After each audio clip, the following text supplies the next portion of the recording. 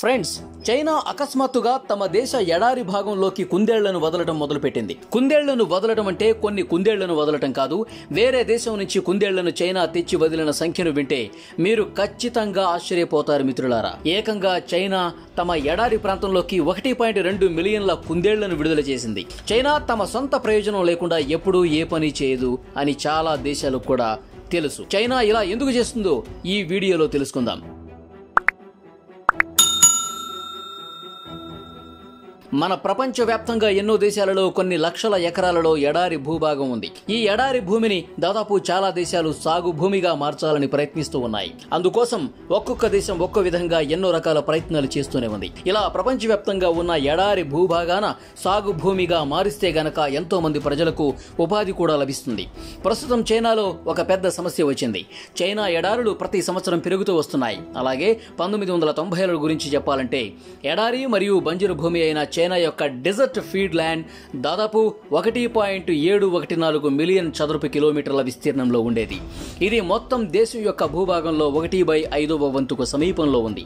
2015 నాటికి ఈ ఎడారి భూభాగం లెక్కలను చూసి చైనా ఆశ్చర్యపోయింది.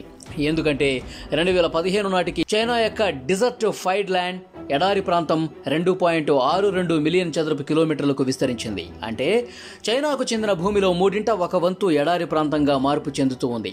దీంతో చైనా ప్రభుత్వం వెంటనే అప్రమత్తమై కొన్ని ముఖ్యమైన నిర్ణయాలు తీసుకుంది. వెంటనే ఈ నిర్ణయాలను అమలు చేయాలని చైనా ప్రభుత్వం అధికారులకు ఆదేశాలు జారీ చేసింది. ఈ నిర్ణయాలను వెంటనే అమలు చేయకపోతే చైనాలో చాలా వరకు భూభాగం ఎడారిగా మారే ప్రమాదం ఉందని చైనా ప్రభుత్వం భావించింది. అలాగే 21వ శతాబ్దం దాటినప్పటి నుంచి ప్రతి సంవత్సరం 10,000 చదరపు కిలోమీటర్ల కంటే ఎక్కువ చైనా ప్రాంతం ఎడారిగా మారుతూ వస్తూ ఉంది. అప్పుడు వెంటనే అలర్ట్ అయిన చైనా ప్రభుత్వం దీనిని ఆపటానికి పెద్ద ప్లాంటేషన్ మరియు అటవీ ప్రాజెక్టులను చైనా ప్రభుత్వం మొదలుపెట్టింది. తమ భూభాగం ఎడారి ప్రాంతంగా మారడాన్ని నిరోధించడానికి, ఇసుక భూమిని సద్వినియోగం చేసుకోవడానికి మరియు తమ నేలపై పచ్చదనాన్ని తీసుకురావడానికి ప్లాంటేషన్ కార్యక్రమాన్ని చైనా మొదలుపెట్టింది. అయితే ఇదేది ప్రభావవంతంగా పనిచేయలేదు. ఆ సమయంలో కియాన్ జుజాన్ అనే ఒక ప్రఖ్యాత చైనీసు శాస్త్రవేత్త ఒక ముఖ్యమైన మార్పును ప్రతిపాదించారు. చెట్లను నాటడం ద్వారా పర్యావరణ వ్యవస్థను రూపొందించాలని, ఇందుకోసం 3 పద్ధతులు పాటించాలని సూచించాడు. ఇందులో భాగంగానే ముందుగా అటవీ ప్రాంతాన్ని అభివృద్ధి చేయాలని నిర్ణయించుకున్నారు. చైనా భూభాగంలో చెట్లు ఏకరీతిగా కాకుండా మిశ్రమ నమూనాలలో పెరుగుతాయి.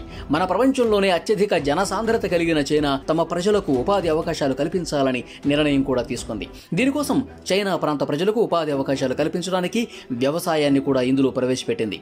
చివరిగా వ్యవసాయాన్ని ప్రోత్సహించడానికి శుష్క భూములకు అనుకూలమైన నిర్దిష్ట పంటలను చైనా శాస్త్రవేత్తలు ఎంచుకున్నారు. అటవీ, వ్యవసాయం మరియు పశుపోషణతో కూడిన సమీకృత వ్యవస్థను సృష్టించడం ద్వారా మొదట్లో అడవి అభివృద్ధి చెందుతుంది. ఆ తర్వాత వ్యవసాయం, పశుపోషణలు కూడా అభివృద్ధి చెందుతాయని చైనా భావిస్తూ ఉంది. అలాగే చైనా ఏ జంతువును పెంచాలో అనే ఆలోచన వచ్చినప్పుడు చైనాకు చెందిన ఒక శాస్త్రవేత్త కియాన్ జెన్సెన్ ఈ పొడి వాతావరణంలో త్వరగా వృద్ధి చెందగల మరియు వేగంగా సంతానోత్పత్తి చేయగల ఒక జాతి జంతువులను చైనా ప్రభుత్వానికి సూచించాడు. ఈ సూచన చైనా ప్రభుత్వానికి ఉత్తమంగా అనిపించింది. చైనా శాస్త్రవేత్త ఫ్రాన్స్ నుంచి రెక్స్ హెయిర్ రాబిట్ అనే ఒక ప్రత్యేక జాతికి చెందిన కుందేళ్లను ఈ ప్రాజెక్టు కోసం ఎంచుకున్నాడు. ఈ జాతి కుందేళ్లలో ఎన్నో రకాల ప్రత్యేకమైన లక్షణాలు ఉంటాయి. కాబట్టి ఈ జాతి క్రమంగా పెరగడం ప్రారంభమైంది. అలాగే మెల్లగా పశుపోషణ కూడా ప్రారంభమైంది. అప్పుడు చైనాలో వ్యవసాయం చేస్తున్న రైతులు రెక్స్ హెయిర్ కుందేళ్ల పెంపకాన్ని కూడా మొదలుపెట్టేశారు. దీనివల్ల రైతులకు భారీగా ఆదాయం రావడం మొదలైంది. వ్యవసాయంతో పాటు భూమిని కాపాడేందుకు అటవీ నమూనాల్లో ప్లాంటేషన్ చేపట్టారు. ఆ తర్వాత ఏం జరిగిందో వింటే మీరు ఆశ్చర్యపోతారు మిత్రులారా. ఈ రెక్స్ ర్యాబిట్స్ యొక్క ప్రత్యేకత ఏంటంటే గడ్డి మూలాలను వెతకటం. గడ్డి మూలాల కోసం వెతకటానికి ఈ రెక్స్ ర్యాబిట్స్ మట్టిని తవ్వటం మొదలు పెడతాయి. అలాగే ఈ రెక్స్ ర్యాబిట్స్ బొరియలు కూడా తయారు చేస్తాయి. అవి గడ్డి మూలాలను చేరుకోవటానికి సొరంగాలు తవ్వే సామర్థ్యాన్ని కలిగి ఉన్నాయి. అలాగే ఇందులో అత్యంత ముఖ్యమైన విషయం ఏమిటంటే ఈ రెక్స్ హెయిర్ ర్యాబిట్స్ ఇతర జంతువులతో పోలిస్తే 25 రెట్లు ఎక్కువగా పునరుత్పత్తి సామర్థ్యాన్ని కలిగి ఉంటాయి. అందువల్ల రెక్స్ హెయిర్ ర్యాబిట్ ఏడాదికి 40 పిల్లలకు జన్మనిస్తుంది. ఈ పని ఆడ రెక్స్ హెయిర్ ర్యాబిట్ చేస్తుంది. అలాగే పుట్టిన వెంటనే ఆడ కుందేళ్లు వేగంగా పెరుగుతాయి. ప్రస్తుతం 1.2 మిలియన్ కుందేళ్లు ఉన్న చోట రాబోయే సంవత్సరాలలో సులభంగా 1.8 మిలియన్ కుందేళ్లు ఉండొచ్చని చైనా అధికారులు లక్ష్యంగా పెట్టుకున్నారు. ఇందులో ఇంకో అత్యంత ముఖ్యమైన విషయం ఏంటంటే మొత్తం భూమిని రెక్స్ హెయిర్ ర్యాబిట్స్ తవ్వినప్పుడు నేల సారవంతంగా మారుతుంది. ఎందుకంటే ఈ కుందేళ్లు గుంతలు తవ్వినప్పుడు గాలి బాగా నేలలోకి చొచ్చుకుపోతుంది. సాధారణంగా దున్నుతున్నప్పుడు కూడా ఎగువ నేల క్రిందికి వెళ్లేటప్పుడు దిగువ దిగువ నేల పైకి వస్తుంది. ఈ పద్ధతిని సేంద్రియ వ్యవసాయంలో ఎక్కువగా ఉపయోగిస్తారు. కాబట్టి ఈ జాతి కుందేళ్లు తినే గడ్డి మూలాలు, వాటి ఎరువులోని విత్తనాలు వేరువేరు ప్రాంతాలకు వ్యాపిస్తాయి. అప్పుడు ఆ ప్రాంతంలో కొత్త మొలకలు పెరగటం మొదలవుతుంది. ఈ ర్యాబిట్స్ సంతానోత్పత్తి మరియు తినే ప్రవర్తన, తవ్విన విధానం కారణంగా ఈ ప్రాంతం పచ్చదనంగా మారటం మొదలైంది. పూర్తి ఇసుకతో నిండిన ప్రాంతం క్రమంగా పచ్చగా మారుతోంది. మొదట్లో వృక్ష సంపద అంటే చెట్లు, మొక్కలు మరియు పొదల శాతం కేవలం 3% మాత్రమే ఉండేది. అంటే 100 కిలోమీటర్ల ఎడారి ఉంటే కేవలం 3 కిలోమీటర్ల లోపల అక్కడక్కడ కొద్దిగా చెట్లు, మొక్కలు ఉంటాయన్నమాట. కానీ ప్రస్తుతం చైనా ఎడారి భూభాగంలో వచ్చిన మార్పు గురించి మీరు వింటే ఆశ్చర్యపోతారు మిత్రులారా. కేవలం 3% మాత్రమే ఉండే వృక్ష సంపదను కుందేళ్లు తమ పేడ మరియు మూత్రం ద్వారా విత్తనాలను వ్యాప్తి చేసి 2021 సంవత్సరం నాటికి వృక్ష సంపదను 84.6%గా నమోదు చేశాయి. అంటే ప్రస్తుతం ఇప్పుడు 84% ఎడారి భూభాగంలో చెట్లు, మొక్కలు, గడ్డి మరియు పొదలు కనిపిస్తూనే ఉన్నాయి. ఇలా కుందేళ్లు ఎంత ఎక్కువ చేస్తే అంత ఎక్కువ భూమి ఇసుక నుంచి సాధారణ భూమిగా మారిపోతుంది. అప్పుడు దాదాపుగా ఎడారి కనుమరుగైపోతుందని చైనా భావిస్తోంది.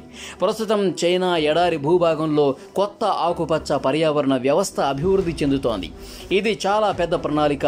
దీనిని చైనా ఎడారి ప్రాంతంలో అమలు చేసింది. ఫ్రెండ్స్, ఈ మార్పును దాదాపు ప్రపంచమంతా గమనిస్తూనే ఉంది. అలాగే అత్యంత ముఖ్యమైన విషయం ఏంటంటే అక్కడ పనిచేసే వ్యక్తులు, అక్కడ వ్యవసాయం చేస్తున్న రైతులు ప్రత్యేకంగా ఈ కుందేళ్లను పెంచడం ద్వారా అదనపు పశుపోషణ చేస్తూ ఉన్నారు. అటవీ శాఖతో పాటు అక్కడ అటవీ నమూనాలు, చెట్లు, మొక్కలు నాటాలని వ్యవసాయం చేస్తున్న రైతులు కూడా చైనా అధికారులు ఆదేశించారు. అప్పుడు వారి ఆదాయం పెరగటం ప్రారంభమైంది. ఎందుకంటే కుందేళ్ల బొచ్చు కూడా చాలా ఖరీదైనది. ఈ బొచ్చును చలికోట్ల కోసం ఉపయోగిస్తారు. అందువల్ల వాటి పై చర్మమైన బొచ్చు చాలా ఎక్కువ ధరకు అమ్ముడుపోతుంది.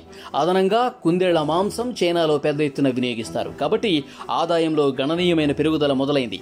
అక్కడ పనిచేస్తున్న రైతులను కూడా ఇలాగే ప్రోత్సహించారు. దీనివల్ల చైనా ఎడారి భూభాగం క్రమంగా పచ్చగా మారుతూ ఉంది. దీనికోసం చైనా ప్రభుత్వం ఒక సమగ్ర పర్యావరణ వ్యవస్థను అభివృద్ధి చేయడం ద్వారా మరియు అటవీ, వ్యవసాయం మరియు పశుపోషణ కూడా కలిపి వారు ఒక త్రిభుజాన్ని ఏర్పాటు చేశారు. అలాగే ఎడారి భూభాగాన్ని పచ్చదనంగా మార్చడానికి ప్రచారం ప్రారంభించారు. చైనా శాస్త్రవేత్తల మరియు స్థానిక రైతుల నేతృత్వంలోనే ఈ ప్రాజెక్టు విజయవంతమైందని చెప్పాలి. ప్రతి దేశం ఈ ప్రాజెక్టును తమ దేశాలకు అనుగుణంగా మొదలు పెట్టాలని చైనా శాస్త్రవేత్తలు చెప్తున్నారు. ఈ ప్రాజెక్టు ఇంకా విజయవంతమైతే ఎన్నో ఎడారి దేశాల్లోని భూభాగం పచ్చగా మారిపోతుంది. అలాగే భారతదేశంలో కూడా అమలు చేయొచ్చు. అప్పుడు భారతదేశంలోని ఎడారి భూమిని కూడా పచ్చదనంగా మార్చవచ్చు అన్నమాట. ఇలా ఎడారి భూభాగం అంతా సాగు భూమిగా మారితే మంచి పంటలు పండి ప్రపంచవ్యాప్తంగా ఉన్న ఆకలి మరణాలు తగ్గిపోతాయి. ఫ్రెండ్స్, దయచేసి ఈ ప్రాజెక్టుపై మీ అభిప్రాయాన్ని కామెంట్ రూపంలో తెలియజేయండి. ఈ వీడియోను వీలైనంత వరకు మీ స్నేహితులకు షేర్ చేయండి.